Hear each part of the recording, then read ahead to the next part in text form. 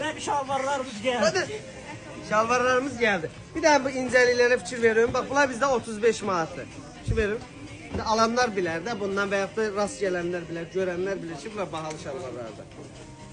Ragip sonra alt çeşitlerdi. Bunlar 38 razmere kadar da düzdür. Bak. Renkləri də var, hamısının belinə də Renkləri, ölçüləri, razmerləri, Bunlar 38 razmerə qədərdir. Bunlar neçədir? 35 manat. 50 manatlıq mallardır, 35 manata. Bax, kim alıbsa orada da qeyd eləsin.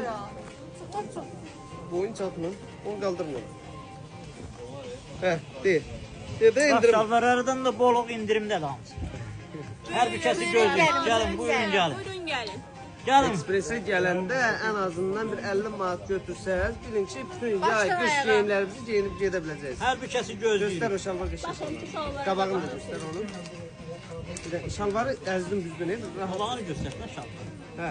Xidmətinizdə inşallah Hər bir kəsi ekspresdə gözləyirik. Sağ olun, var Uzaqdan olun. gəlin, rayonlardan. Hardan gəlirsiniz gəlin. Hə, onda. Gələ də Buyurun gəlin, mən də geyindirəcəm. da göndərə bilərik.